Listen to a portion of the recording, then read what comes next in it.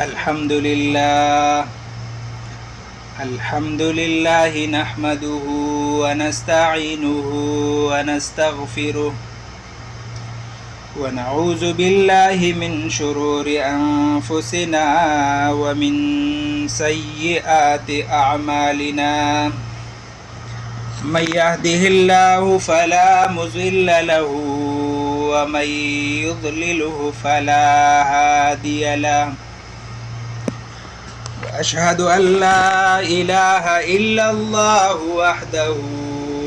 وحده لا شريك له وأشهد أن سيدنا وسندنا ومولانا محمدا عبده ورسوله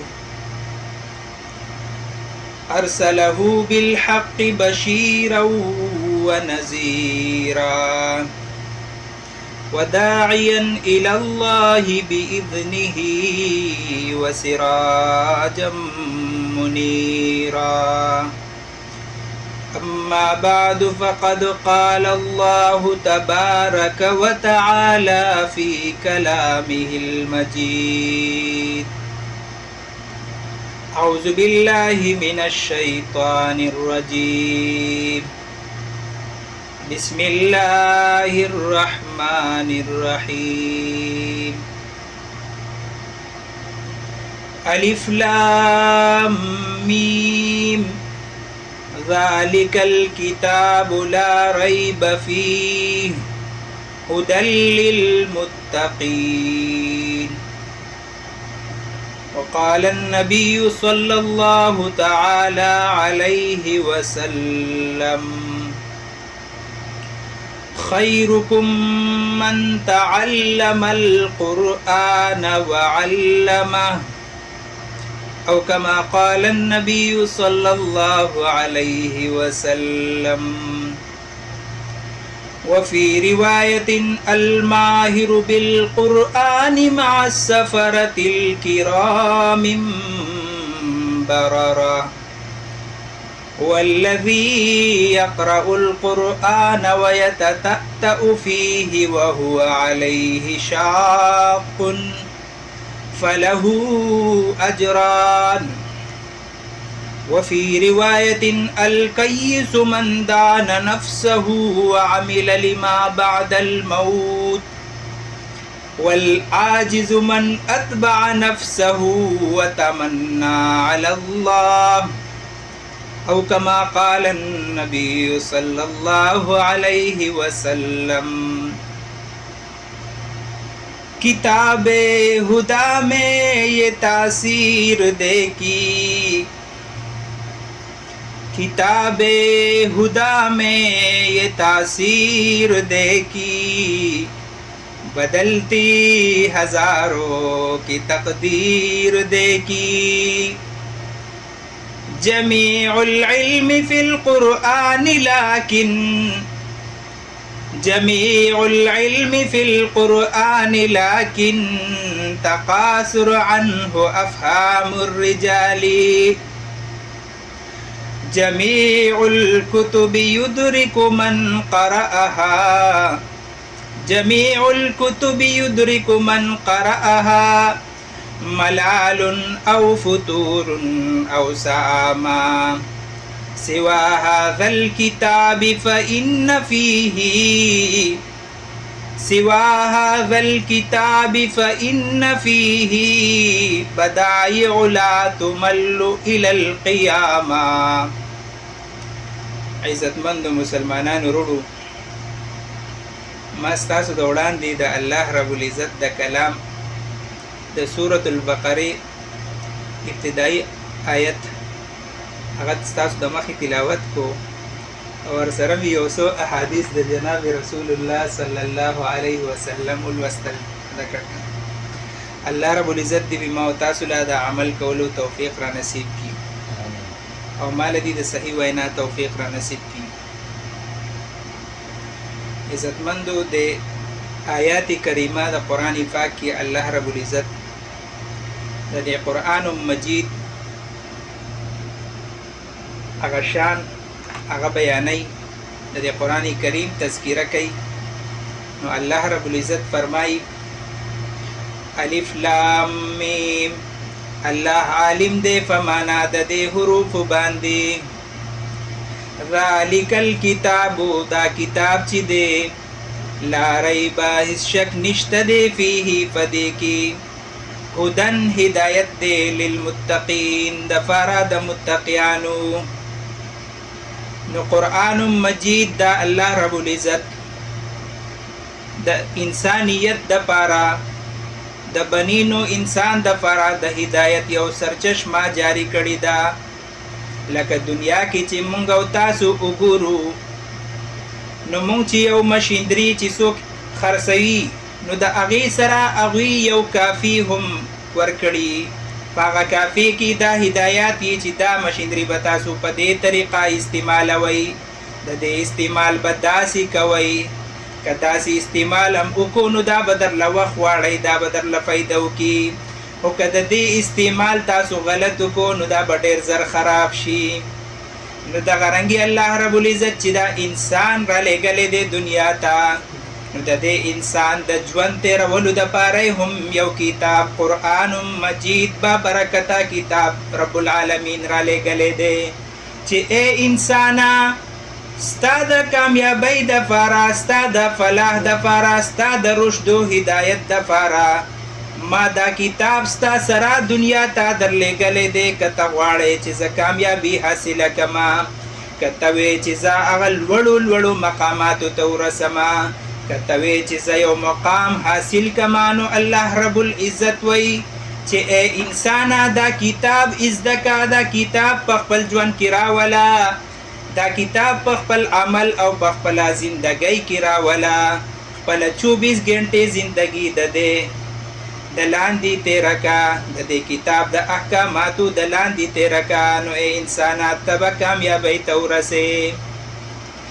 الله رب العزت فرمایي وان هذا صراطي مستقیما فاتبعوه، دا زما لاره، دا زما قرآن مجید، دا صراط مستقیم، دا نیغه لاره ده. ای انسانه ته دنیا کې تپوس کې چې نیغه لاره کومه ده، ای الله مونږ په کومه لاره لاړ شو، کوم طرف ته لاړ شو؟ نو الله رب العزت درته بار بار په قرآن مجید کې وایي چې وان هذا صراطي مستقیما فاتبعوه، دا قرآن مجید زمانه غلاره دا د دې تابعداري وکئ، په دې پسې روان شئ، نو تاسو به کامیابۍ ته ورسېږئ. ځکه خو قرآن مجید کې الله رب العزت ډېر کمالات ایښودلی دي.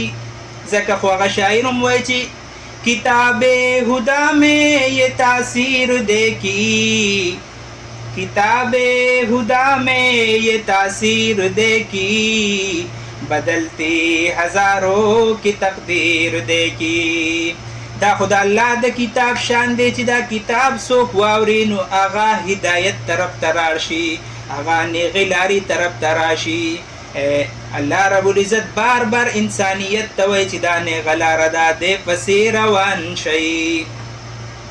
دارنګې احادیثو کې الله نبی علیه السلام، نبی آخر الزمان محمد رسول الله صلی الله علیه وسلم فرمایي دنیا کې خو خلک وایي چې ما لوړې لوړې ډګرۍ حاصل کړې، زه یو لوی سړی جوړ شوم، ما مال جایداد حاصل کو، ما پلانکۍ ډګرۍ حاصل کړې، نو هغه نور خلک هغې ته پس خیږي وایي چې دا په خیر دی او دا په بهتره لار دی. حالانکې پیغمبر علیه السلام خیر او بهترین خلک یې چاته ویلی دي؟ نو هغه بهترین خلک هغه چاته ویلی دي چې خیرکم من تعلم القرآن وعلمه، بهترین خلق په تاسو کې هغه څوک دی چې هغه قرآن مجید په خپله زده کړي او بل ته یې وښایي. نو دغې ته نبي علیه السلام بهترین خلق ویلی دي. دارنګې یو حدیث کې نبی علیه السلام فرمایي یو انسان چې دا قرآن مجید زده کوي او دته پکې تکلیف وي، مشقت وي.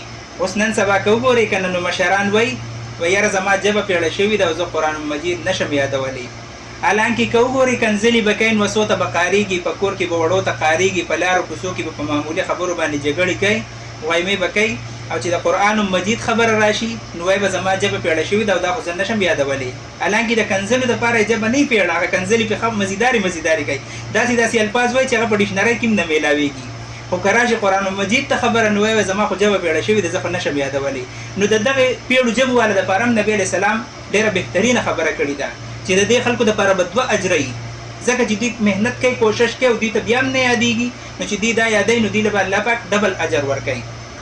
پیغمبر علیه السلام فرمایي الماهر بالقرآن مع السفرة الكرام بررا. کم چې ماهرین د قرآن مجید دي، کم چې شیوخ د قرآن مجید دي، کم چې فضلا دي، کم چې د قرآن مجید په دې سینه کې اخودې دي، د دې احکامات زده کړي دي، خپل ژوند کې راوستلي دي. نو نبی علیہ السلام فرمای الماهر بالقرآن مع السفرة الكرام بررا. دا خو به دغه کرام برره د هغې عزتمندو فرشتو سره به وي په قیامت کې، د هغوی سره به دا خو د دوی مقام خو اوچت دی. هو الذي يقرأ القرآن، هغه کس چې هغه لولي قرآن ويتتأتأ فيه، او په دې قرآن مجید کې د ژبه انخلي، دتا په دې لوستلو کې تکلیف میلاویږي، فله اجران، د ده دپاره 2 اجر دي، ډبل اجر بدل الله پاک ورکوي. نو زما عزتمندو موږ او تاسو له پکار دي چې دا کتاب په خپله زندګۍ کې راولو، په دې باندې عمل وکړو. دارنګې نبی علیه السلام فرمایي وایي په تاسو کې هوښیار سړی، هوښیار انسان، مونږ خو هر څوک وایو مونږ زه هوښیار یم، ما پلانکې ډیګرۍ حاصلې کړي دي، ما پلانکې شی حاصل کړی دی، ما پلانکې شی زده کړی دی، ځان ته ډېر هوښیار وایو. خو پیغمبر علیه السلام ته وایي چې هوښیار یو خو ستاسو په اصطلاح کې هوښیار کس دی، یو زه تاسو ته هوښیار کس ښیم چې هوښیار څوک دی. پیغمبر پاک صلی الله علیه وسلم فرمایي الکیس من دان نفسه وعمل لما بعد الموت. هوښیار سړی هغه دی چې هغه د ځان سره حساب کتاب کوي، د ځان سره محاسبه کوي د خپل نفس سره، وعمل لما بعد الموت، او د مرګ نه وروسته چې کم ژوند راتلونکی دی، کومه زندګي راتلونکې ده، نو د هغې دپاره عمل هم کوي. دا نه چې صرف وایي چې مړه الله رب العزت غفور رحیم دی، الله به مې بخي. علماء کرام فرمایي ایمان چې دی دا بین الخوف والرجاء، دا په منځ د یره او د تمه کې دی. ستا به یره هم وي، تا ته به خپل ګناهونه هم مخامخ وي چې الله پلانکۍ ګناه مې کړې ده، صبر راسره کېږي، پلانکۍ ګناه مې کړی دی، صبر راسره کېږي، الله ستا دربار ته به درځم، زما سره به څه کېږي. نو دی به هر وخت په یره کې اوسېږي. دارنګې تمه به هم وي د ده چې زمړه الله رب العزت به مې معاف کوي، یره به ورسره هم وي، خو دا تمه به هم وي چې الله مهربانه ذات دی، الله به ماته بخښنه کوي. نو پیغمبر پاک صلی الله علیه وسلم فرمایي چې هوښیار سړی هغه دی چې کله ماسخوتن د شپې اوده کېږي نو دی سوچ وکړي، د ځان سره محاسبه وکړي چې نن ما په دې ورځ کې نیکۍ څومره کړي دي، بدۍ مې څومره کړي دي، څومره مې ښه کارونه کړي دي، څومره مې بد کارونه کړي دي. د ځان سره محاسبه وکړي او کم بد کارونه چې دي هغه دی په ژوند کې کوشش وکړي او هغه نه ځان رو واړی او هغه نیک کارونه مزید عمل کوي. وعمل لما بعد الموت، او کوشش کوي د هغه ژوند دپاره چې وروسته د مرګ نه دی. نبی علیه السلام وایي چې دا هوښیار سړی دی. والعاجز من اتبع هواه وتمنى على الله، او عاجز سړی ناکامه سړی هغه دی من اتبع نفسه هواه چې خپل نفس د خواهش تابع کړي، وتمنى على الله، او د الله نه تمنا ساتي چې مړه زه الله غفور رحیم دی، الله به ماته معافي کوي. په خواهشاتو پسې ورپسې دی وایي چې زه الله رب العزت به ماته معافي کوي. نو عزتمندو د ځان د مرګ دپاره تیاری هم پکار دی. دارنګې قرآن مجید هم په خپل ژوند کې راوستل پکار دي، په خپله زندګۍ کې راوستل پکار دي. الله رب العزت دې موږ او تاسو له په قرآن مجید باندې او په احادیث د نبی علیه السلام باندې پوهه را نصیب کړي. الله رب العزت دې زموږ د مسلمانانو په ملکونو کې امن، اتفاق او اتحاد او ورورولي راولي. الله رب العزت دې زموږ مشکلات او پریشانۍ ختم کړي. څونه خلک چې قرضداري دي الله رب العزت دې قرضونه ختم کړي، څوک چې بیماران دي الله دې بیماری ختم کړي. خصوصا زمونږ ملک پاکستان چې په دې کې حالات ډېر خراب دي. الله رب العزت دې پکې امن او استحکام راولي. الله دې پکې خیر او برکت راولي. الله دې ټولو ته خوشحالۍ ورکړي. ما چې څه ووایې که څه غلطۍ رانه شوي الله رب العزت دې معافي را نصیب کړي. واخر دعوانا ان الحمد لله رب العالمین.